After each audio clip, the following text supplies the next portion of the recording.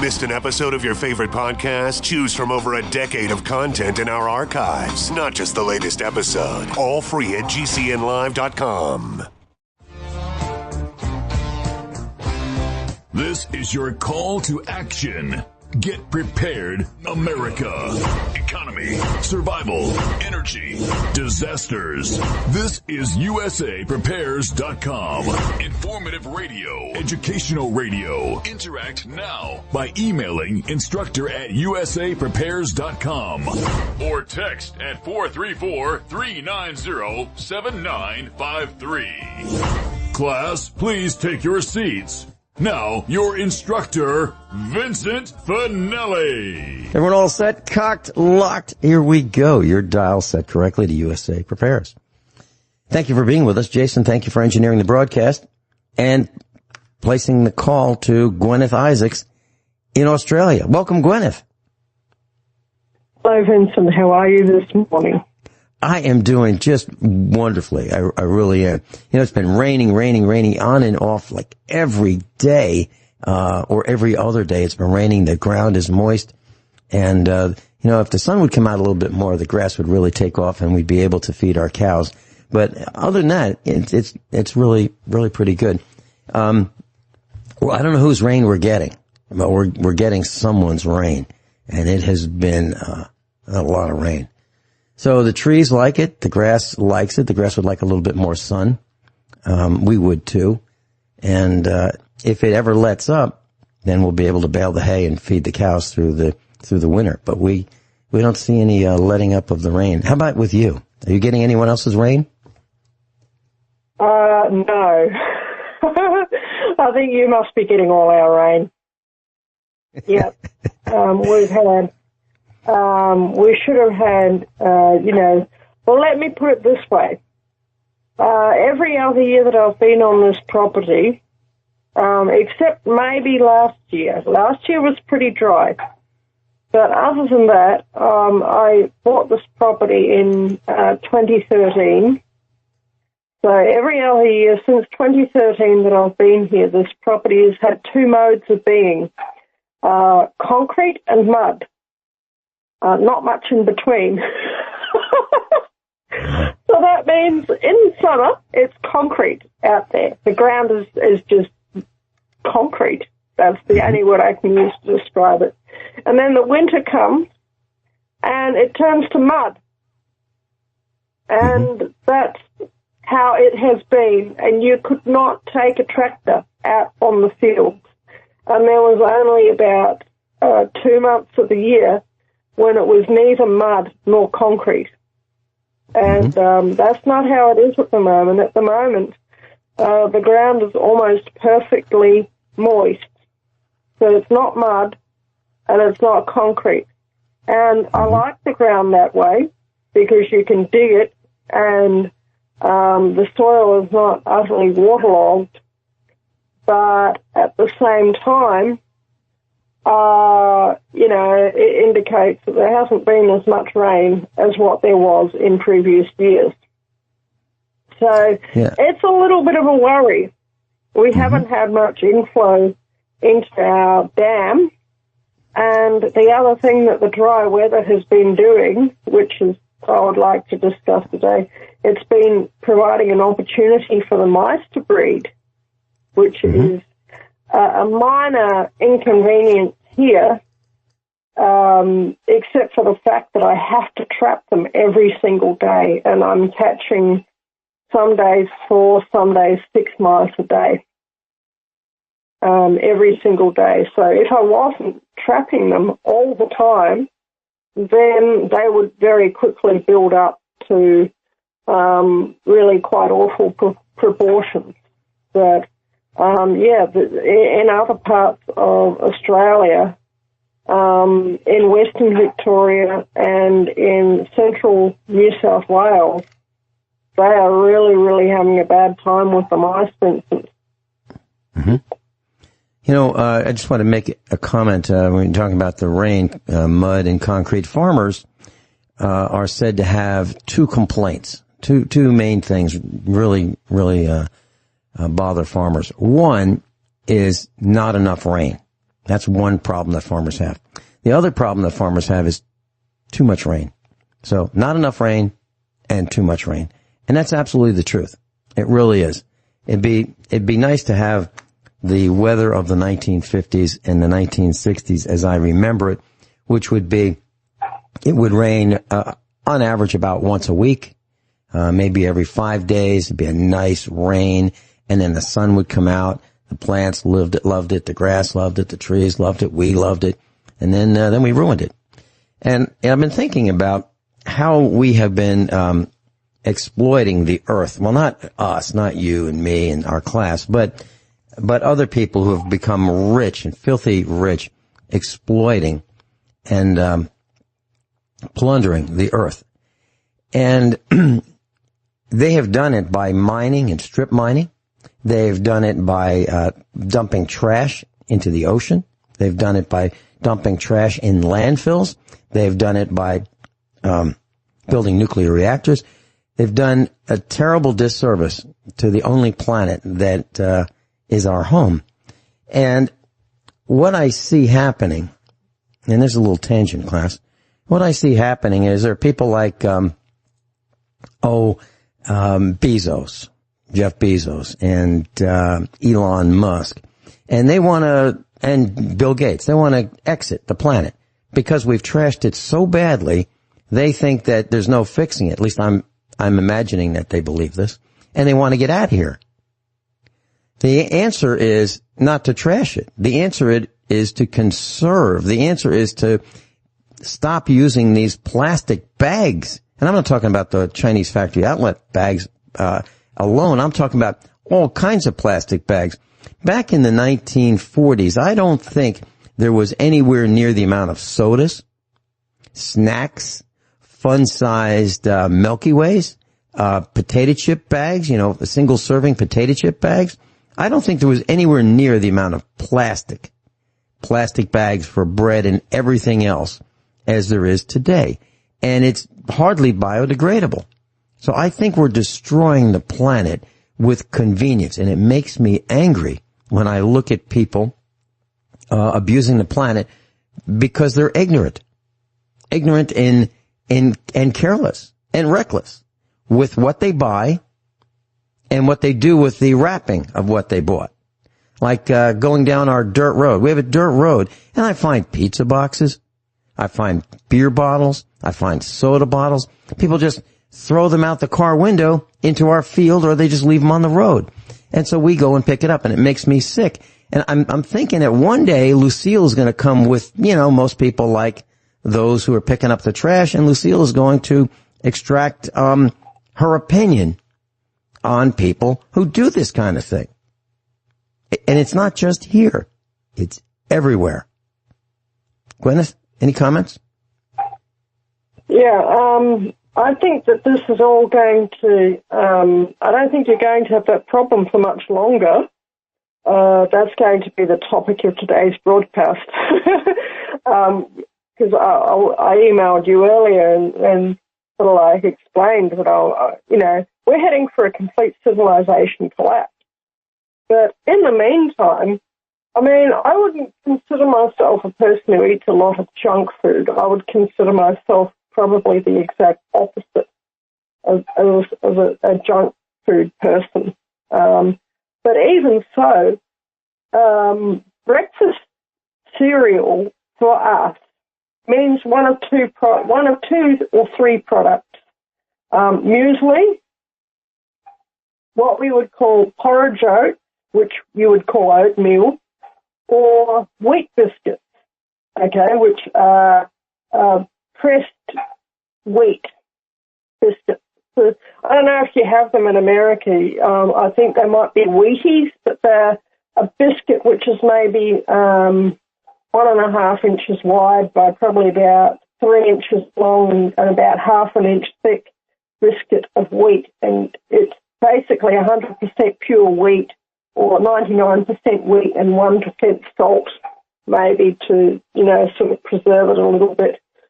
And, you put them on a plate and then you put some milk on them and some fruit on the top, and that's your breakfast.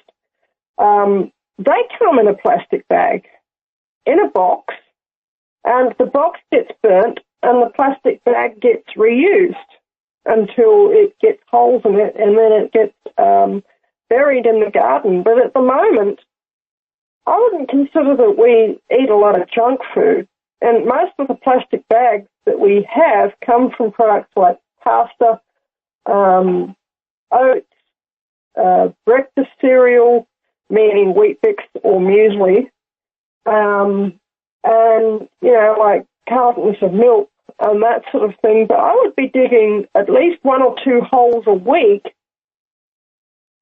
just to bury the plastic bags from what we eat, And this is, we sometimes get given food. And we get food like potatoes come in bags, carrots come in bags. Everything comes in a plastic bag. And it drives me, it used to drive me even more crazy because before I came up with the idea of digging a hole, which I explained the other week, burying the food bags and then putting manure on the top of them and then allowing the manure to rot and then planting a tree there. Now I feel a great feeling of satisfaction because I've turned the plastic bags into a worm hotel. So the worms are attracted to the plastic bags under the ground because they draw in moisture. It's called hydrophilic. They draw in moisture and they store moisture in the form of condensation in little pockets under the ground. And the worms like that. They like high humidity, and it helps to keep the compost above them a little bit moister. And it helps to keep the trees that live in the compost a lot happier. But, for me to have to dig 1 or 2 of these holes a week to bury the plastic bag waste of just life is, quite remarkable because, like I said, I wouldn't consider myself to be a particularly excessive person. How is it? I mean, the people are filling up, like 1 or 2 wheelie bins with plastic waste a week and having it. I mean, we have the municipal garbage truck come past. I don't want any services from the local municipality. I hate them. And so I don't use their garbage disposal service. I'd rather dispose of my own garbage, and that's how I do it.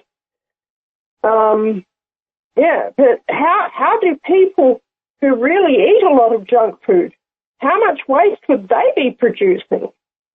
Does that make sense, Vincent? Well, that's exactly what I'm talking about, Guineith. People who want convenience, who demand convenience, are destroying this planet. And you talked about those wheelie bins. So we have them here. They're on the East Coast. They're all over the United States. These are those really large trash receptacles. They're plastic usually. They've got wheels on them because they're so heavy, filled with so much garbage that people put out sometimes twice a week because that's how much garbage they create. And it's this disposable society that we live in. And when we come back, I just want to mention incineration, municipal incinerators. We'll be back. Guineith is with us live in Australia, and she mentioned wheat biscuits for breakfast. And we have them here, and it's called shredded wheat. That's one brand of shredded wheat. And then we have Wheatina, which is another breakfast cereal. Then we have, of course, oatmeal. And so I just wanted to mention that we have the same foods, different names, but the same foods. We're talking about municipal waste. And so what is municipal waste? Well, it's pretty much anything that you throw out. Plastic bags, cans, plastic bottles, from your purchases, boxes. And the boxes are, if they come from China, they're reused boxes. And who knows what contaminants, what toxins were in the box before it was the box before it was the box before it was the box, right?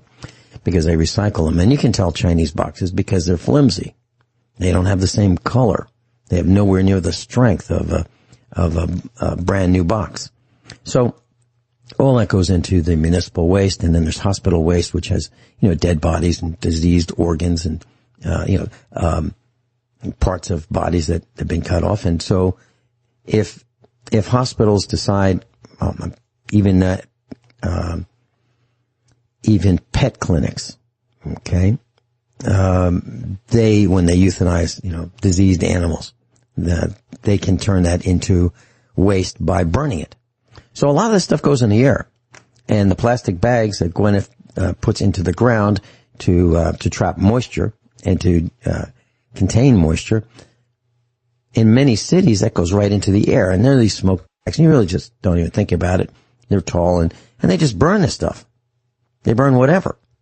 Now, we have plastic bottles here. We try to avoid the use of them, and avoid the use of plastic bags, etc. The boxes we burn for fuel. But as far as plastic, we don't burn it. But a lot of people do. People burn tires. I don't know if you ever saw a tire burn, but it creates a cloud of black smoke. It's awful. But people burn these things. And the municipalities, which you've entrusted to take care of your health and welfare, and you pay them to do it, they burn all kinds of things that shouldn't be burned. So the answer is really not how do you dispose of it. The answer is how do you prevent it from being manufactured in the first place. And I think what we all should do is when you find pizza boxes, thrown in the road, bring them back to the restaurant that, says, the name of the restaurant on the pizza box. And McDonald's, when you see these McDonald's wrappers and Burger King wrappers and Arby's wrappers and what other kind of wrappers you find, I think you should collect them and bring them back. Go through their drive-through and say, here, this is for you. You guys left it in my yard. And I think if enough of us did that, there would be less waste and there'd be less pollution of the oceans. But we all have to get together and do it. Because McDonald's is probably one of the biggest polluters on the planet, along with Coke and Pepsi. I mean, where do all those bottles go? Where do they go? Do you think that these plastic bottles get recycled? No. And if you think that you're doing a real great service by recycling those shopping bags, sometimes they're called T-shirt bags, that you get at the Chinese factory outlet in the supermarket. If you think that you're doing a great service by bringing them back for recycling, if you crush those bags down and you remove all the air, a whole handful of bags would probably equal a cup of plastic. I'm talking about as many bags as you could carry would probably end up being just a cup of, concentrated plastic.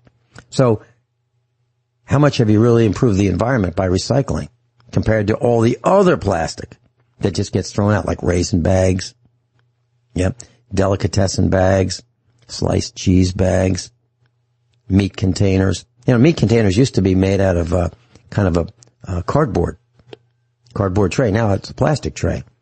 Cardboard would disintegrate, quickly. Now plastic, no, years and years and years. So we're doing this to ourselves. So Elon Musk, Bill Gates, and Jeff Bezos, they figured it out, and they say we got to get out of here because we've destroyed the place. And actually, they are the biggest polluters on the planet. I remember when we were going to have, back in the 70s, they were talking about a paperless society. We use more paper now than we've ever used. So Bill Gates, that didn't come true. Musk has littered the skies with satellites. We didn't need them, but he did it anyway. Hundreds of them. These guys, more, faster, and they are destroying the planet. We'll be right back. So back in the 70s, there were reports in the news about hypodermic needles washing ashore on the East Coast. And what was happening is the municipalities were just taking the municipal waste, hospital waste, etc., and they were putting it on barges and they were taking it out into the Atlantic Ocean and dumping it, and then waves would bring it back in. And people would walk along the beach and they get stabbed by hypodermic needles in their feet. Yeah, absolutely true. So you think about that. Jumpin' Joe wants everybody to be immunized. So that's 300 million, well, maybe 330 million, plus hypodermic needles. Where are they going to put them? In the ocean? Is that a good place? How about we bury them? How about we burn them? What are we going to do with the stainless steel that's around here forever? Or darn near close to forever, right? So it's sickening to me what is happening to our world because of infinite greed and infinite stupidity. We have people making decisions that have no business making decisions for us. And the solutions are terrible. And so, Guineith, I ran into a guy who was at a convention in Springfield, Missouri. It was a real large convention. And they were with, this guy was the head of, like the spokesperson for the electric cooperatives in Missouri. And I invited him to come on the air with me. And I said, boy, it'd be great. We could talk about how to save energy, how to reduce our consumption.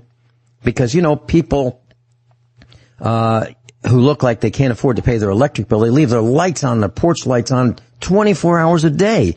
And I know they're not paying their electric bill, and I am. I'm paying for mine and theirs. And so how about we teach people to shut the lights off and not waste electricity?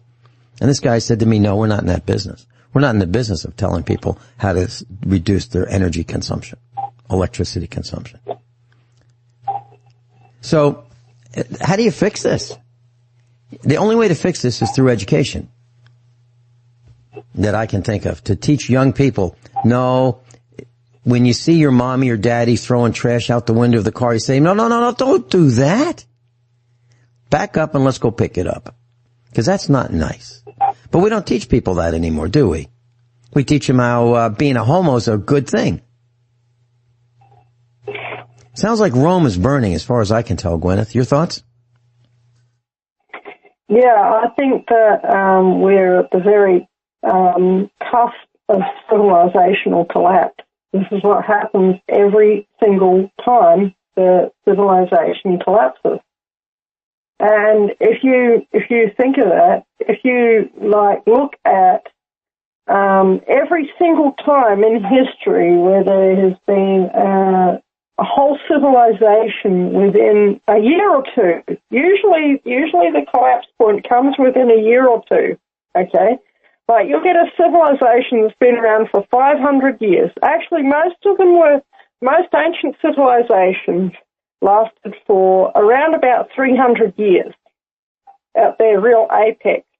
And then they would get bad leader after bad leader after bad leader, and then the civilization collapsed. But what always happens immediately before a civilization collapses is the size of the rubbish dump has a hockey stick moment.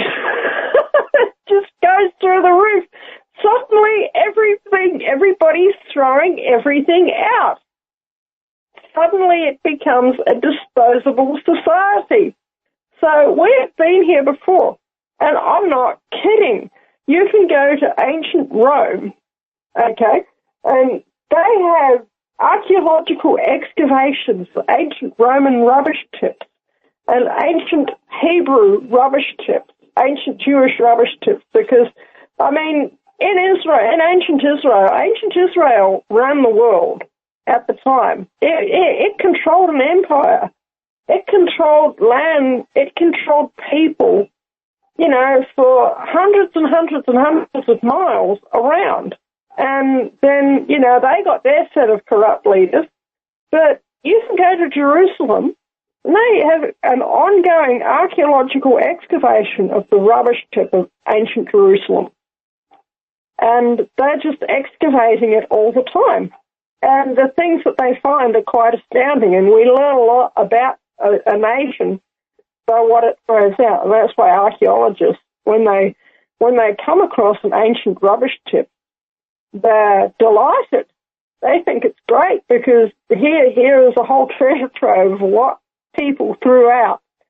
And you can reconstruct their pottery, you can, reconstruct, And the other thing that people do immediately before their civilization collapses is they tear down and smash their statues, their monuments that they built 100, 150, 200 years before. And that's exactly what's happening now. We're creating vast piles of rubbish. We're tearing down our monuments. We have got another thing that comes through in the literature of civilizational collapse, because the old people would speak about, as they watched their whole world fall apart, that generation of old people would be the ones who are still reasonably literate, and they would write it down, what was happening. And they would tell the story of how the young people, there are a bunch of homosexuals, and they don't care about the ancient gods, and they don't want to work, and they don't seem to have a clue, and all I want to do is drink, and all I want to do is go and have ceremonies with drugs, and, they don't want to do anything, and, and it generally ends on quite a somber tone of, I don't know what we're going to do when we're all gone, us old people, but, I don't like it. And I don't hold much hope for the future of our nation. This is the sort of literature and poetry that is a part of civilizational collapse. And this is what I'm seeing on the literary landscape, meaning including radio shows, and including, like, for instance, there was a book written by somebody whose work I follow quite closely, Jeff Berwick, and he recently wrote a book called The Controlled Demolition of the American Empire. I think that says it in a nutshell. He was born in Canada, and he now lives in Mexico, and he says, I'll tell you about Jeff Berwick, because I think this is quite poignant. I think that you would really, really like him if you met him, because he says, I used to go to America now and again. I don't like going to the United States anymore. He says, because every time I go there, I get kidnapped. And these people, they go around and they kidnap people and they hold them hostage. And they won't let these people go unless you pay a ransom. And he said, you think that the Mexican police are bad? Mexican police are not so bad compared to the American police. And he said, these police officers, you're not even really doing anything. You're standing outside a nightclub talking on your cell phone, and the police officer comes along and just, accosts you, gives you a bad time, and, throws you kidnaps you and throws you into some pokey, throws you in a cell. And I listen to him saying this, and I say, yes, exactly. I don't want to leave my farm. It's not like I'm frightened of being arrested, but every time I go out, if I see a police officer, I get angry.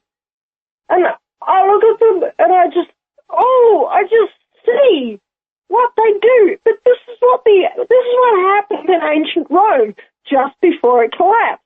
The Roman army got out of control and they just got into flat out kidnapping people. It's all there in the history books. And the same thing happened in ancient Assyria. The same thing happened in ancient Babylon. The same thing happened in ancient Israel. I mean, the whole book of Daniel is about how the Babylonians came to Jerusalem, which was itself a collapsing empire, kidnapped a bunch of, just the Babylonian army just stood outside of Jerusalem and laid siege to it. And then finally, after 18 months of siege where they starved half the city to death, they broke into the city and they slaughtered a bunch of people. And the only ones who really escaped alive out of that siege were a minority of people that they kidnapped and took with them back to Babylon. And it's like I say, well, what did those young people really do? They didn't really do anything. They were just minding their own business, living their lives and growing up, and then suddenly the Babylonians come along and lay siege to this city and then start, killing and kidnapping people. Well, that's what's happening now with the blue team. They're just going around accosting people, bashing pregnant mothers and, single women. And, it's mostly, if you look at it, unless they really don't like you, mostly, if you're a man, they'll mostly leave you alone. The ones that they really, really harass, single women, especially single mothers, pregnant mothers, and, it's just like, why? What did we ever do to them? The reason why they're doing it is because there's some sort of wiring where it's in a collapse mode. The whole culture, the whole civilization is in collapse mode, and the only thing you can do is just try and stay out of the way. Because if you go out and protest and demonstrate at this time, you're only going to get caught up in it. And it's inevitable. It's going to happen. It's a tide of history. But if you stay on the sidelines and, just stay out of the way and prepare your own estate, prepare your own self as best you can, then you'll find that in a few years, and I'm literally talking just a few years, the whole thing will have collapsed in on itself, like a house of cards falling down, and you'll be left alone. Except that you will have to you'll have to have a mindset where if they come to your gate, you're going to defend your property by force of arms. That has to be your mindset, because another thing that happens at this particular time in history is you get roving gangs of marauders develop who go from farm to farm to farm and just wiping everything out as they go like locusts. And then that's what we're facing. That's what we're going to be facing. We'll be right back. Guineith talked about statues being demolished. And in 1945, at the end of World War II, statues of Adolf Hitler were demolished. So were those of Mussolini. And currently, right now, there are over 113 statues that have been, in the United States, over 113 that have been toppled or removed or defaced. And who are they? Who are these statues of? Well, Abraham Lincoln, George Washington, Thomas Jefferson. Robert E. Lee was in the states of Maryland and Virginia. They were either toppled or defaced or removed. And then, so what about guys like Christopher Columbus? Well, that'd be in Florida, Minnesota, Pennsylvania, Maryland, Virginia, Rhode Island, Connecticut, and California, to name just a few. And now they're Confederate monuments, and they were removed, toppled, or defaced in Virginia, Florida, North Carolina, Indiana, Alabama, Texas, North Carolina, Michigan, Georgia, Louisiana, to name a few. Jefferson Davis, same thing. Andrew Jackson in Washington, D.C. General Stonewall Jackson in Virginia. The Virgin Mary. Now, what did she do? Oh, my God. In Massachusetts. Oh, my God. President Ronald Reagan in Illinois, just to name a few. So, Guineith, the point is, we have morons running around, defacing history, removing history, destroying history, smashing history. Morons. They're doing this. And, whether you like the position of the South defending itself, I'm talking about in the United States, the Confederate States, whether you like it or not, that was about states' rights. Abraham Lincoln decided that he could kind of turn the tide and maybe win the first Civil War by making an issue about slavery. Because the North had slaves and so did the South. But the South had more. And they bought them from the North. Who bought them from the Africans? Who bought them, who were brought here, the slaves were brought here by ships. Mostly owned by people in the North. And South America. So what a mess. What a mess. And so as you look at what's happening, class, you know, more technology, Elon Musk, Bill Gates, Jeff Bezos, all those guys who are advocating, and the guys from Google, all those guys and gals who are advocating more technology and people who are embracing it, they are causing the demise of our society because they are training people that more is better. And you look at Bill Gates, and you look at the guy who had enough money to buy everything, except one thing he wanted to buy and he had trouble buying it, and that was the Nobel Peace Prize. It's been reported that he wanted to buy the Nobel Peace Prize. So he enlisted the help of a pedophile, Jeffrey Epstein. And that was probably part of the demise of the marriage between Bill and Melinda Gates, because she's looking at this and saying, I didn't sign up for this. I didn't sign up to be associated with filth like Jeffrey Epstein and his gang, like Prince Andrew and Bill Clinton and people like that. Alan Dershowitz, he was involved too, right? He spent some time with Jeffrey Epstein. It's disgusting.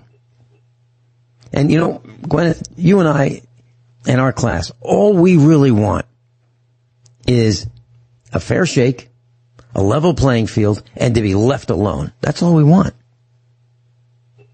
And the freedom's guaranteed by the Constitution. That's all we want. But you know, you're right. When I see a police car, a police uniform, police lights, if I'm in my vehicle, the first thing I do is hit the brakes. Why? I don't know. It's just a natural reaction. Am I speeding? No. But I want to make sure that if I'm a couple miles per hour under the speed limit, I'm doing less than even that. Because who knows what these guys can make up. Planting evidence, arresting you, handcuffing you, battering you. And they even use the defense that, well, you know, this black guy, we kneeled on his neck, and he didn't die from us kneeling on his neck. He died because he has sickle cell anemia. And it caused a blood clot, and that's why he died. Had nothing to do with kneeling on his neck for 9 minutes. That's what they say. It's unbelievable how they get away with this. We need more court watchers. We need people to go in court and start screaming at the judges that hand down these verdicts. You know, like speeding 3 miles an hour over the limit, $350 fine. Taillight out, $350 fine.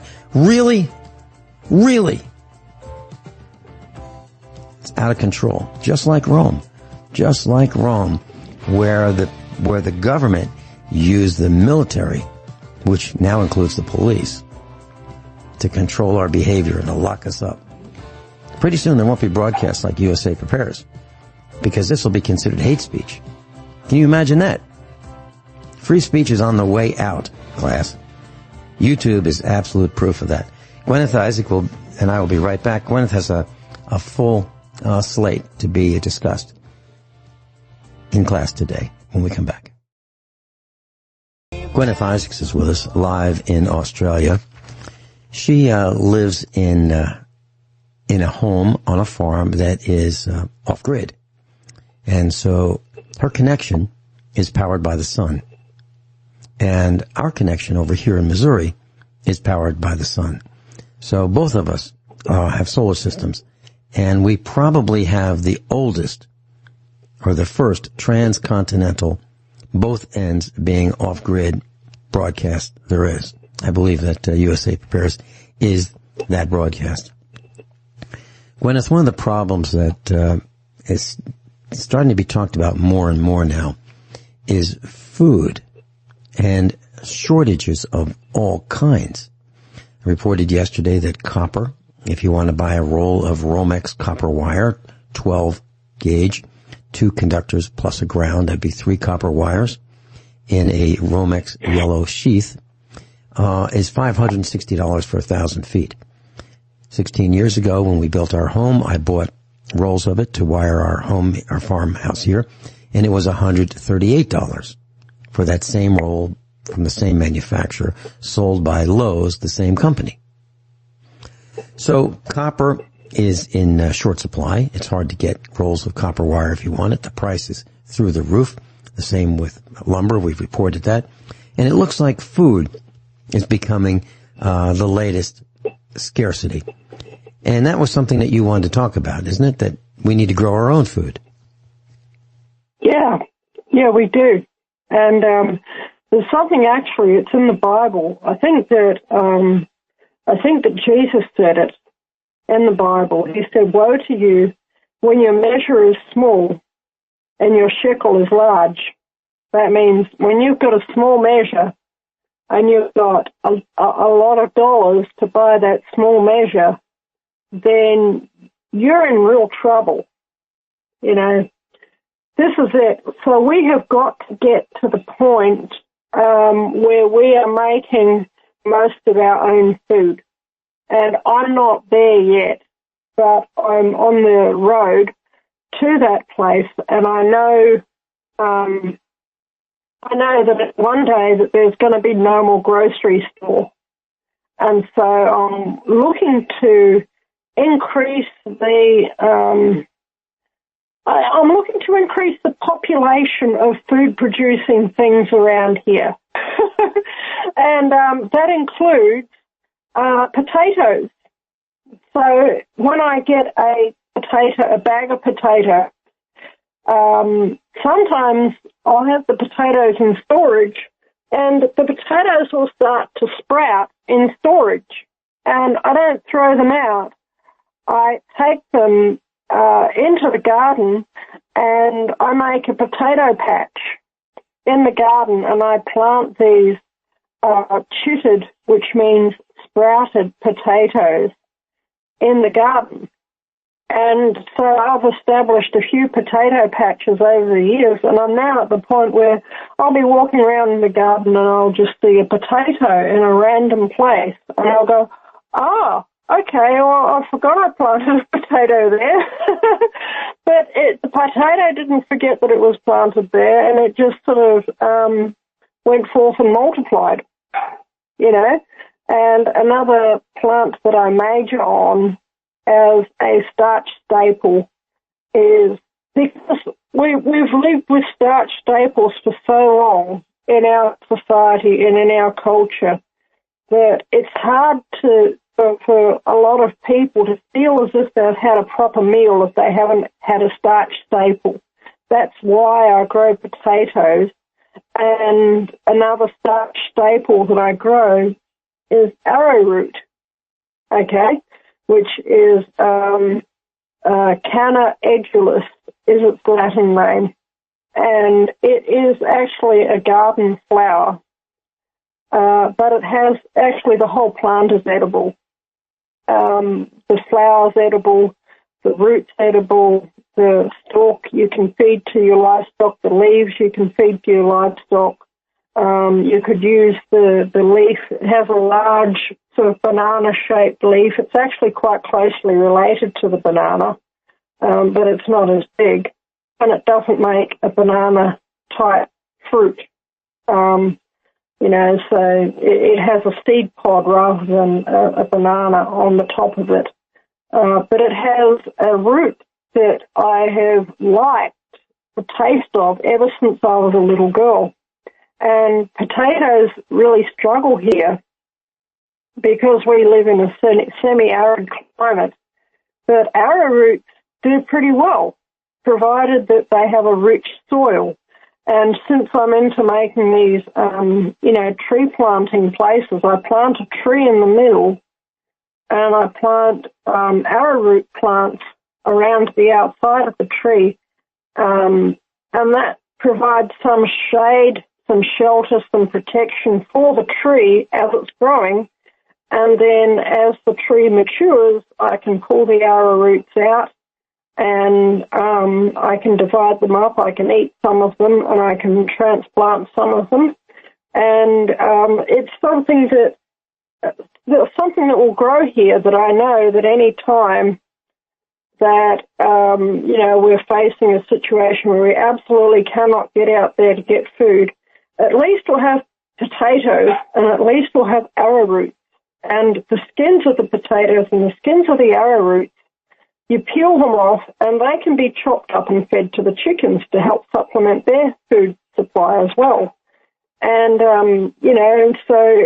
maybe for health benefits, the potato isn't the best food. You want to be eating something else with the potato for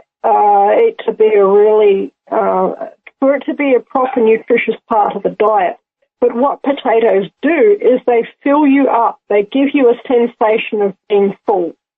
And I find that I feel pretty full after eating maybe 2 or 3 medium-sized potatoes, so potatoes that might be the size of a large egg. I would feel full after eating that much potatoes, and I would feel as if, because they have starch which the body converts slowly into glucose, blood glucose. And so you feel as if you've got a bit of energy, and it's a bit more of a sustained energy than if you were getting that energy from something like, sugar. And I grow sugar cane here because there's some things which at the time I thought I would have trouble replacing sugar for use in, for instance, making jams and making chutneys. Although since then, just today, I've realised that I may be able to, because another plant that we grow a lot of here, which I don't have to work at growing this plant at all, except for propagating it and then harvesting it. It looks after itself, is blue agave, which is Agave americana, or the century plant. Now, blue agave is great because although it is, it doesn't look edible, but the reality of it is that it is very edible. It's delicious. And you can get the large, mature leaves, which are, absolutely enormous. I processed one of them this afternoon, and it would have been 4 or 5 feet long, this agave leaf. I went out with my pruning saw, I cut it off and I said, right, I'm going to have a go at processing this and see what I can get out of it. And I was thinking of making some rope out of the agave leaf. That ended up being a lot of work, and I ended up getting a little bit fed up with it. I got a little bit of fibre out of it, but I thought this is too much work, and I've got other plants that I can use for fibre. I'm not going to use agave for fibre, although it is a very, very strong fibre. But I had a look on the internet, and it mentioned about and I remembered something that I'd heard about the agave leaf having an edible core. And I looked at it, and I sort of thought to myself, gee, that looks a bit starchy. And I seem to remember something about that you can eat this, and that it is, you can make agave syrup out of the pulpy center of the large leaves of mature agave plants. And I thought, and bear in mind, I've done my research already. I know this plant thoroughly.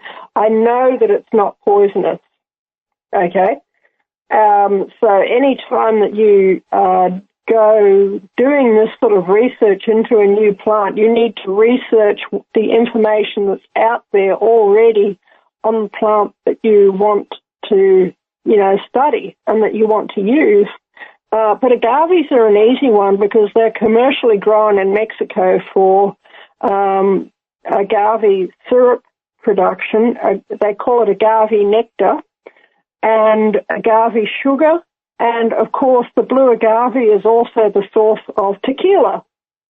So they take the nectar, which is the boiled down sap of the core of the agave plant, okay?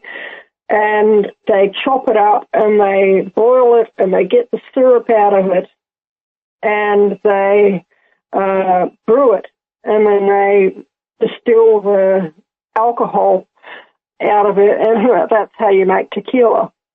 So I know that this plant is edible. We're all going to have to learn to do this sort of thing with whatever plants and herbs and everything that's growing that likes to grow in our natural environment.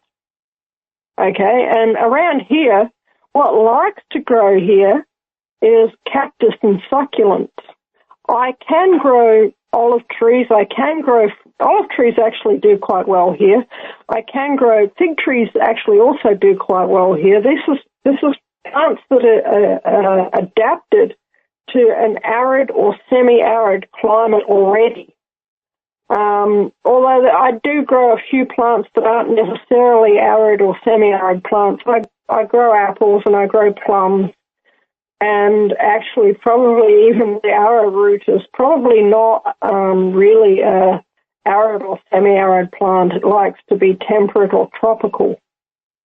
But it'll grow in zone 9 if it's given adequate soil and, probably a little bit of soil moisture. So if you've got a water supply that you can rely on, then arrowroot is something you can do. But people need to think about what they can do on their own land to build up their own food supply, because we have got really, really hard times coming, and you need to have a source of food that you can rely on, and you need to think about things like starch staples, and you need to begin to incorporate these sorts of things into your food supply now, so that you and your family We'll be right back. Guineith, just to put an exclamation point on some of the things that you've been saying. When I was young, back in the 1950s and the 1960s, I remember going to the grocery store with my mother. And I remember what the price of a loaf of bread cost. It was 17 cents in the 1960s, early 1960s. I just looked up the average cost of a loaf of bread today. $2.32 in Federal Reserve notes in the United States of America on average. $2.32 for what used to cost 17 cents when I was a child. So things are getting more expensive, and we're finding out that the grocery stores' shelves are not as full as they used to be, and prices are going up. So if you look at what's happened in South America, there have been food riots, there have been shortages, people are starving, and it costs a fortune to feed oneself or a family in their currencies. So it's obvious that it's heading our way. It really is. As the administration, the past administration and the current administration keeps handing out money, as they call it, Federal Reserve notes, they are flooding the system with currency which is inflationary, which causes prices to rise. So naturally, everything is rising. However, at the same time, we're finding supply chain shortages. For example, they still haven't found enough wood for me to buy what I'd like to build 2 bookcases. There's not enough wood for me to do that. And that's 1x12 pine shelving. Now, I did find an alternative. I did find that if I bought longer lengths of wood that was left outside for a couple of years, that no one wanted, I was able to buy that, and I'm able to build my bookshelves. Now it's cupped, and I have to straighten it out. And that's what I'm working on. It's a slow process of getting these boards to uncup. But that's what I'm doing. Other people are just saying, well, I just can't afford it. Prices are, 8 times what they used to be, so I'm not going to buy the wood. So, class, it's absolutely crystal clear to me that things are getting worse. just as another small example, we wanted to put lime on our fields. The fields need lime because the cows graze the fields and they pee and poop on them, which is acidic, which means we need to counteract the acidity, bring it back to closer to 7.0 pH. And you do that with lime. It's one way of doing it. Well, no one would come here and spread lime. They don't do that anymore. There are quarries 20 miles away. All around us there are lime quarries. We can get the lime, but we can't get a truck to bring it over here, nor can we get a truck to spread it. So what we did was we bought our own truck. And this is one of those trucks that you'd see spreading salt on the roads in the winter. We bought a used truck, International Harvester, and it has a salt spreader on the back. So we worked on it, modified it a little bit, welded it up, and now we have a lime spreader. Because no one will spread the lime. So we're going to use it and then sell it to the next guy, so he can spread his lime. That's the kind of stuff that's going on. It's getting harder and harder to get parts. The parts are lousy. They're substandard. I can't tell you how many times we've had to replace new parts with more new parts because they fail. I can't tell you how many people have called here and had overheating problems because the plastic parts that cool their engines are failing. They're overheating and they're blowing their head gaskets and destroying their engines. All substandard parts. Where do they come from? I think they come from China. Defective starters, defective everything. It's awful. And it's not getting any better. It's getting worse. Guineith, are you hearing any rumblings of what I've just mentioned? Yeah. Our Premier in our state, Dan Andrews, 2018 cut off 2/3 of our electrical generating capacity. They just flat out just shut all the coal-fired power stations. And he said, we can import electricity from South Australia and New South Wales. And he's basically hamstrung the whole state. And then he turns around and bans or says that he's going to ban by 2030 diesel engines and petrol engines. So, everybody's going to have to run electric cars, and they're going to have to run electric cars on exactly what electrical supply? Because you've just cut off, people are not thinking. Guineith, there's an article in Newsweek I'd like to share with the class. I'd love to get your opinion. Its headline is Exclusive: Inside the Military's Secret Undercover Army. This is from Newsweek. Newsweek.com. They used to be a well-respected news magazine. It says that the largest undercover force in the world has ever known is the one created by the Pentagon over the past decade. Some 60,000 people now belong to the secret army, many working under masked identities and in low profile, all part of a broad program called signature reduction. The force, more than 10 times the size of clandestine elements of the CIA, carries out domestic and foreign assignments, both in military uniforms and under civilian cover, in real life and online, sometimes hiding in private businesses and consultancies, some of them household name companies. Goes on to say something that kind of fits with this broadcast and explains why some of the things happen to us that are happening. Goes on to say, quote, "The newest and fastest growing group is the clandestine army that never leaves their keyboards. These are cutting-edge cyber fighters and intelligence collectors who assume false personas online, employing non-attribution and misattribution techniques to hide the who and where of their online presence while they search for high-value targets and collect what is called publicly accessible information, or even engage in campaigns to influence and manipulate social media." Let me say that part one more time. or even engage in campaigns to influence and manipulate social media.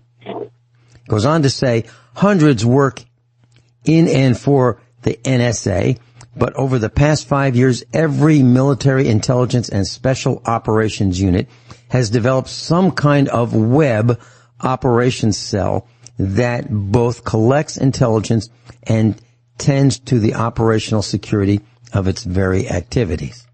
Now, if I were to translate that, I would say that this secret army is in the business of manipulating words, posting truths, half-truths, non-truths, and misinformation such that it will skew public opinion. This is the modern-day Joseph Goebbels organization. That's what it seems like to me. And every day, or almost every day, USA Prepares gets bashed by some entity. You know, they claim they have names, and they hit and run, and we could be talking about tomatoes and they don't like it. We could be talking about health and they don't like it. We could be talking about how to change your oil, they don't like it. We could be talking about anything. The cost of bread, and they don't like it. They just hammer and hammer and hammer us. And I'm waiting for the day when Lucille becomes a household word and everybody's got one. Lucille. If you want to know what I'm talking about, class, Lucille is a baseball bat, a Louisville Slugger that was carried by a guy, a character in The Walking Dead. His name was Negan, and when he wanted to teach someone or a group of someone's a quick lesson, heads up, this is how it's going to be, he would bring Lucille with him. And Lucille was a Louisville Slugger, and the business end was wrapped in barbed wire. And it was always lubricated with the blood of his last victim or victims. And pretty soon, and I'm not advocating this, and neither is Guineith, but I'm pretty sure that Lucille is going to become a popular item. And people who have had it are going to take and extract revenge on people who have hurt them in the past. I can see it happening. I'm not advocating it. But it's just a natural outcome. It happened in Rome. It's happened before. And it probably will happen right here, soon. And in Australia and everywhere across the planet where there's oppression. Guineith, any comments? Yeah, Archie said when he was alive, he made a number of statements. Almost every one of them has come true.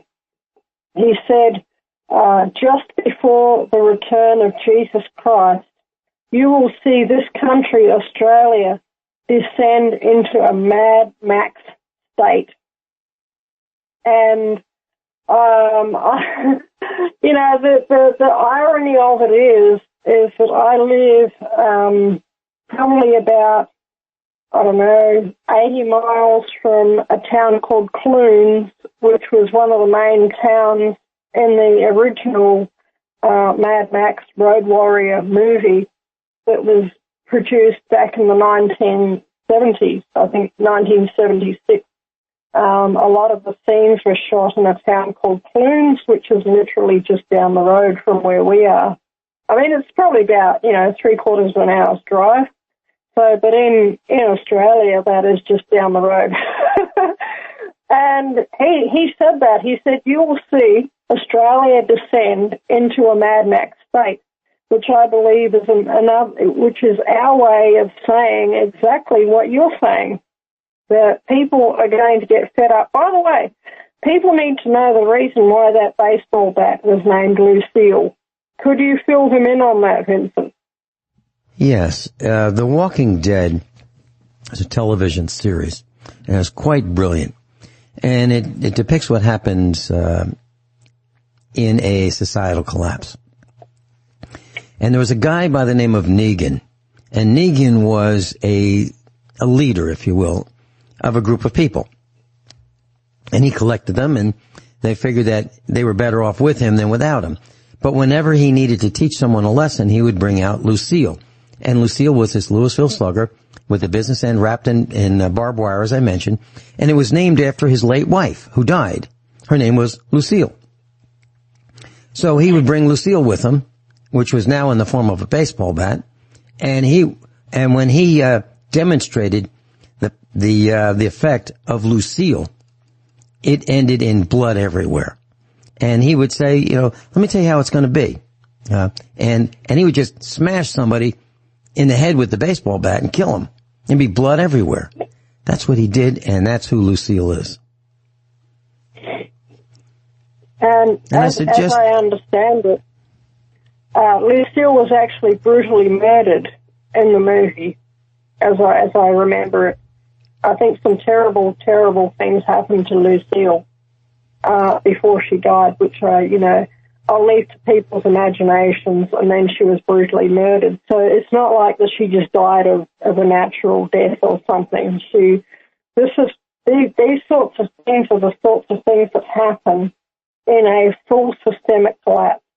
And I believe that we haven't seen this degree of collapse, at least since the fall of the Roman Empire.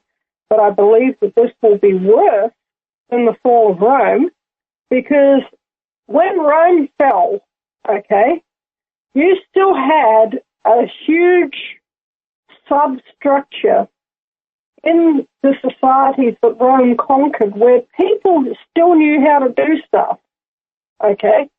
So people still knew, how to, for instance, they knew how to plow a field and harvest a crop with a team of oxen. They didn't have internal combustion engines. And the cattle did not go away just because Rome fell. So maybe they would have to put some more effort into protecting their crops, because there were literal gangs of Vandals. That's where the word Vandal came from. There was a tribe, and they were of Germanic origin, and they were called the Vandals. And they would go around wrecking stuff, raping, pillaging, burning, just destroying anything that they happened to come across. It's not, they would take what they wanted. They'd take the gold, they'd take the silver, and they'd take the food and everything else, and they'd take the woman and they'd abuse them, and then they would probably kill them. But they weren't very nice people. They were really, really evil people. But then after they'd been through a village, they would smash everything that was worth smashing, and then they'd set fire to the rest. That's who the Vandals were, and that's what they did. And they really got into the swing of things around about the time that Rome fell. And we are going to be facing these sorts of marauding hordes when all of this goes down, which I believe is fairly imminent. It may be couple of years, I think 2 or 3 years at the very most, but I think it's more likely months, possibly weeks, probably months at this stage. I would be very, very surprised if some sort of major systemic collapse event had not happened by Christmas of this year. And, that's just from what I've heard on the grapevine from the globalists themselves of what they said that they are planning to do. And you've got to be ready to think, well, what would I do if a marauding horde came to my gate? And I would say, well, they'd wish they'd picked another property. They really would. Maybe I won't be alive at the end of it, but they're gonna really wish in the meantime that they had picked another property. And if they came here, they might not necessarily find very much because, they're not going to recognize on my property what's edible, because it's not food that they're used to. It's the other thing. Most of it's not food. There is some food that they would be used to, but I would make them pay dearly for it, one way or another. I'm not going to just let my food go to any marauder that comes to my gate. You know, this is the attitude that we all have to have, because we are heading into a Mad Max world, or we are heading into a Walking Dead world, and there's no getting out of it. This is a tide of history that is turning. There's nothing that I can do to change it. There's no getting out of it. The die has been cast, and it's a set course. There's nothing that I've done to even bring it on personally. I would just rather have a nice life. But you've got to adapt to what you know is coming down the track, whatever that may be. So, yeah, it's just, it's really pretty mind-blowing to think that we're actually living in this time, Vincent. Does that make sense to you? Yeah, and there was a guy born in 1941. I'll mention his name and something he said back in 1965, and it ties exactly with what you've just said. Guineith is with us. Times are changing. We'll be right back. So, he was born in 1941 in Minnesota, and his name is Robert Allen Zimmerman. Robert Allen Zimmerman. That's his name. But he changed his name to Bob Dylan. And in 1965, he released a song called Subterranean Homesick Blues. Subterranean Homesick Blues. And there is one line in that song that says, and this ties exactly to what Guineith was saying, quote, "The pump don't work 'cause the Vandals took the handle." The pump don't work 'cause the Vandals took the handle. That's what you were describing as this menace called the Vandals, correct? Yeah. The reason why the Vandals took the handle was just to make life difficult for everybody. You know, just to be really, just to be bad people. I mean, the Vandals, Rome did take its revenge just before it fell completely into oblivion for, whatever, however long it did, into the Dark Ages. It did take its revenge on the nation that was literally called the Vandals, and it wiped them out. And there are no people on the earth who can say, we are descended from the Vandals. They don't exist. Rome killed them all, men, women, and little children, just before it completely fell into the oblivion of history itself, into the Dark Ages, that is, because, of course, we still have Rome today, and the Vandals didn't destroy everything, but the spirit of vandalism is still there. People behave like vandals, and when we use that word, we mean that they are behaving in exactly the same way as the Vandals. And there were other tribes as well. There was the Ostrogoths, and there was the Visigoths, and they were the Goths. And the reason why we've got the word Goth is because of the Goths. The Ostrogoths, which means the southern Goths, and the Visigoths, which was the northern Goths. And they became, as far as I can understand, Germany and Austria. But this is it. The mindset has, there's still people like that in our world today. But what there isn't, and what we need to go back to, there's not people out there who know how to dig a hole and plant a tree so that tree survives all on its own and doesn't need a massive amount of care all through its life. And it's how you plant a tree in the beginning that determines if it's going to need a lot of care through its life or if it's going to become an independent tree that is able to just live and grow in God's universe all on its own. You know, that you just have to plant it and look after it for that first year or so, and then it's going to be fine. But it's how you look after it in that first year that determines how much care that tree is going to need in the future. You know, people don't know how to do this. People always knew how to do this. There's olive groves, there's vineyards, and there's, you know, fruit orchards that are hundreds and hundreds and hundreds of years old that people planted hundreds of years ago, and they're often completely and utterly neglected. And nobody even realizes now that this was actually planted by somebody. They just realize, oh, there's a lot of old trees growing over there. Yeah, there are. Gee, I wonder why. Now, olive trees, that they're good olives, don't just appear on their own out in the middle of nowhere. You know, you get patches of wild olives. They're not patches of olive trees that are just really, really good oil-bearing olive trees. If you get a patch of olive trees like that out in the middle of the forest, someone's planted them. You know, this is an example. You need to get these skills. Oxen, I've mentioned this a number of times, and I keep going back to it.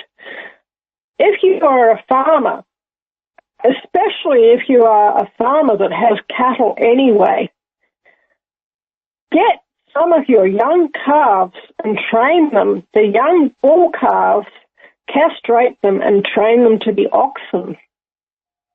Break them into the yoke. Learn how to do it, because they will be your tractors.